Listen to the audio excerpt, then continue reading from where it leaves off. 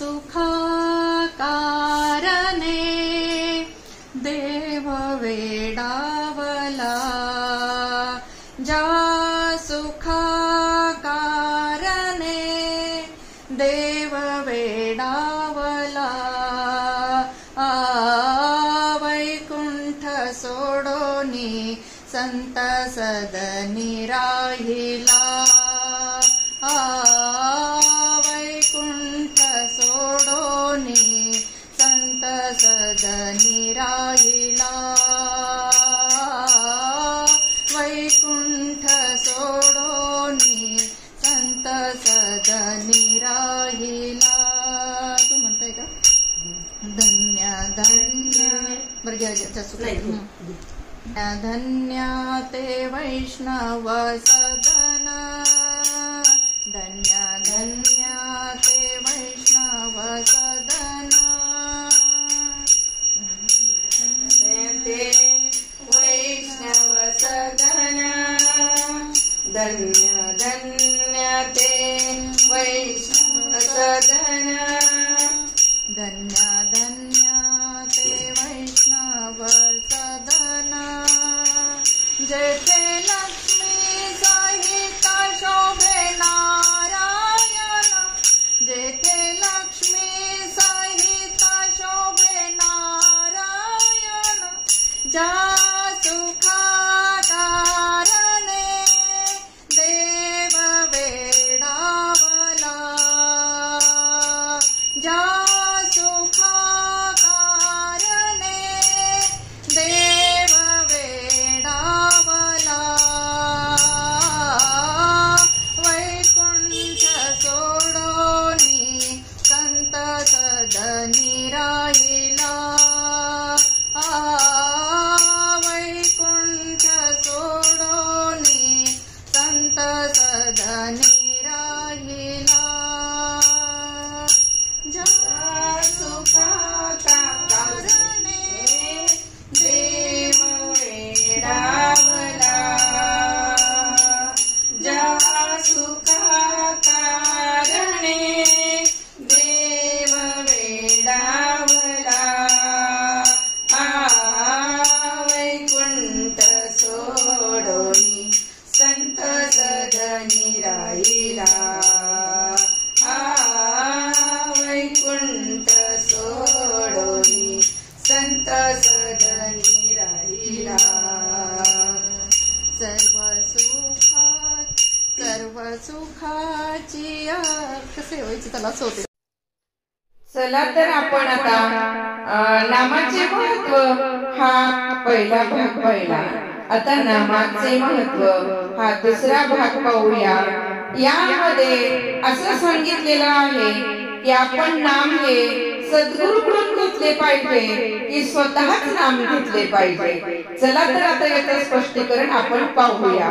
नाम सद्गुरूकडून घेणे जरुरी आहे की ते आपणच आपल्या आवडीप्रमाणे घेतले तरी चालेल. वास्तविकता भगवंताचे नाम हे स्वतः सिद्ध आहे, परिपूर्ण आहे. त्याला दुसऱ्या कुठून पूर्णता प्राप्त करून घ्यायची गरज नाही. असे नाही म्हणून सद्गुरूकडून घेतलेले नाम आणि आपण स्वतःच्या पसंतीने घेतलेले नाम यात काय फरक करता येत नाही. तरी सुद्धा सद्गुरूकडून घेतलेल्या नामाचे वैशिष्ट्य आहे ते असे, तो त्या नामाच्या पाठीशी संत रूपाने असतो. आपण जर नामस्मरण केले तो आपला अहंकार वाढतो. मी नाम घेतलं, मी नाम घेतलं, मी नाम घेतलं. आपण एक जरी माळ केली तर याला सांगतो मी एक माळ केली, मी दोन माळ केली, मी तीन माळ केली. मी मी मी मी हा अहंकार आपल्यामध्ये येतो. त्यामुळे सद्गुरूकडून नाम घेतले पाहिजे आणि आपल्याकडून नामस्मरण होण्यात त्याची आपल्याला फार मदत होते. त्यामुळे आपल्या हातून होत असलेले नामस्मरण त्याच्या सत्तेने होत आहे ही जाणीव राहून मी नामस्मरण करतो अशा तऱ्हेचा अहंकार उत्पन्न व्हायला वावत राहत नाही. सद्गुरूच्या आज्ञेचे पालन करता करता साधकाला नामाची गोडी लागते. सद्गुरू ही आपली आई असते. सद्गुरू आपल्या बोटाला धरून नाम कसं घ्यायचं हे शिकवते.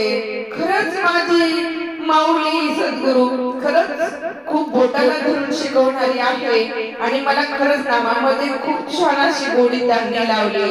मी पहिले नाम घेत होते पण त्या नामाला मला गोडी येत नसायची. मला मी फक्त नाम भुकायचे. एवढं नामस्मरण केलं तेवढं नामस्मरण केलं पण आता जस नाम घेताना मला जी गोडी प्राप्त होते भगवंताच्या चरणाजवळ गेल्यासारखं वाटतं त्यावेळेस मला खरंच खूप आनंद होतो. आणि हे संत माऊली खरंच तेच करतात आणि त्यासाठी तर आपण गुरु केले पाहिजे. आणि नाम पोटभर घ्यायला लावतात आणि पोटभर नाम घेतल्याने त्यांचा आपला आत्मा तृप्त होतो. म्हणून नाम हे सद्गुरूकडून जरूर घ्यावे. सद्गुरू भेट होईपर्यंत मात्र आपल्याकडून नामस्मरण करीत राहणे आवश्यक आहे. आपल्याला चांगले सद्गुरू प्राप्त करायचे असतील तर आपण नामाची पहिली पायरी चढलीच पाहिजे. नाम घेता घेता घेता आपोआप आपल्याला सद्गुरू एक ना एक दिवस आपल्याला सद्गुरूंची भेट होईल आणि सद्गुरू भेट होईपर्यंत मात्र आपण आपल्याकडून नामस्मरण करीत राहणे आवश्यक आहे. कारण नामस्मरणच आपल्याला सद्गुरूची भेट करून देईल. तसे पाहता आधी संतांची भेट होणे कठीण आणि समजा भेट झाली तरी त्यांच्यावर विश्वास बसणं त्याहून कठीण. म्हणून नामाचं साधन चालू ठेवलं पाहिजे. खडीसाखर ठेवली म्हणजे मुंगळ्यांना आमंत्रण द्यावे लागत नाही. आणि खरंच माझ्या गुरुंना मुंगळ्यांची उपमा नकोय. खरंच गुरु खडीसाखर पाहिली की आपल्यासारखा भक्त पाहिला नामस्मरण करणारा गुरु धावत धावत येतो. आपण कसं म्हणतो दोन पावलं आपल्या विठ्ठलाकडे गेलो की दिंडीतल्या लोकांसाठी 4 पावलं विठ्ठल आपली वाट पळत येतो. तसंच आहे संतांचं सुद्धा. संत आपल्यासाठी आसुसलेले असतात आणि त्यांना खरा भक्त पाहिजे असतो. आपण जेव्हा साधना करतो नामस्मरण करतो तेव्हा पटकन ते आपल्याकडे येतात, आकर्षित होतात. ते आपापच नामस्मरणाच्या भक्ताचा शोध काढतात. जे नामस्मरण करतात त्यांच्या शोधात ते असतातच. तसे तुम्ही खडीसाखर बना म्हणजे संत तुमच्याकडे धावतच येतील. खडीसाखर बना म्हणजे संतांना आवडते ते वर्तन करा. संतांना काय आवडतं? भगवंताचे अनुसंधान, अखंड नामस्मरण याशिवाय दुसरी कोणतीही गोष्ट त्यांना प्रिय नाही. म्हणून आपल्या हृदयामध्ये नामाची ज्योती अखंड देवत ठेवा. सद्गुरू तुमचा शोध घेत येतील आणि तुमच्यावर कृपेचा वर्षाव करतील. आणि सद्गुरूची भेट झाली ना मग तुमच्या जीवनामध्ये जो आमूलाग्र बदल होईल ना तो खूप मोठा आमूलाग्र बदल असेल. पूर्ण जीवन तुमचं बदलून जाईल. आता अशा रीतीने सद्गुरूने नाम दिल्यावर एखाद्याला असे वाटेल मी राम राम असं तर म्हणतच होतो, रामकृष्ण हरी असं तर म्हणतच होतो, कृष्ण कृष्ण असं तर म्हणतच होतो आणि आता सद्गुरूने तेच नाम सांगितलं तर मग यात काय मोठं झालं. पण यातच विशेष आहे. कारण यात मी करता हा अभिमान टाकावा लागतो. सद्गुरूकडून नाम घेतले म्हणजे आपल्याला कर्तेपणाचा अभिमानाला वाव राहत नाही.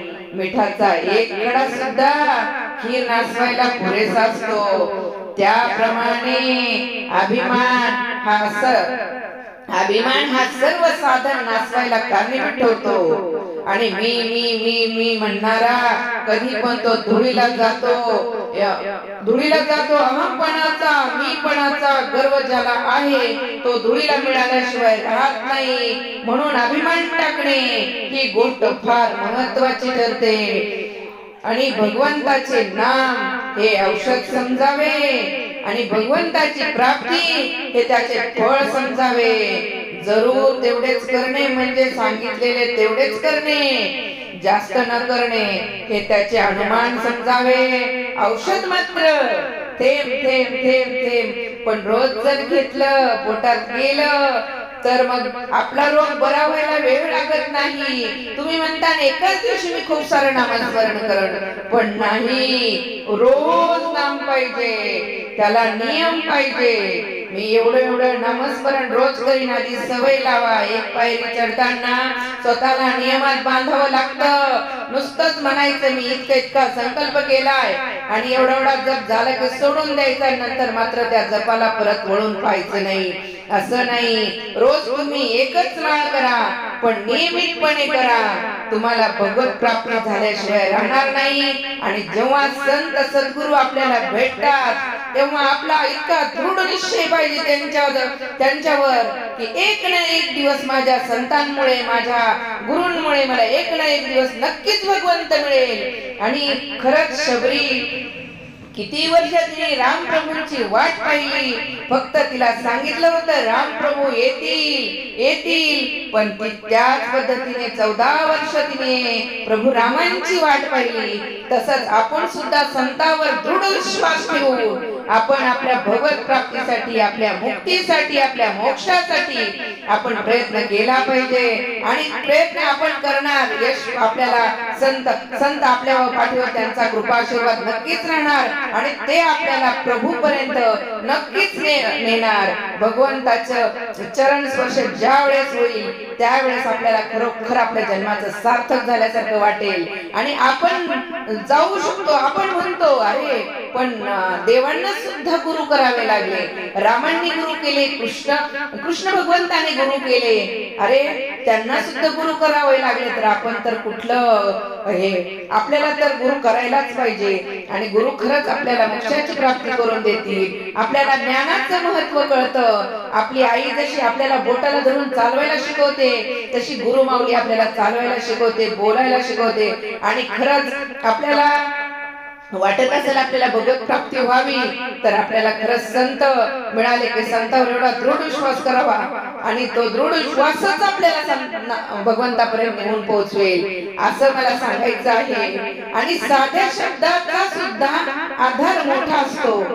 मग आपल्याला सद्गुरू किती छान असे बोलतात, छान माहिती देतात, छान ज्ञान देतात. मग भगवंताच्या नामाचा आधार केवढा मोठा आहे.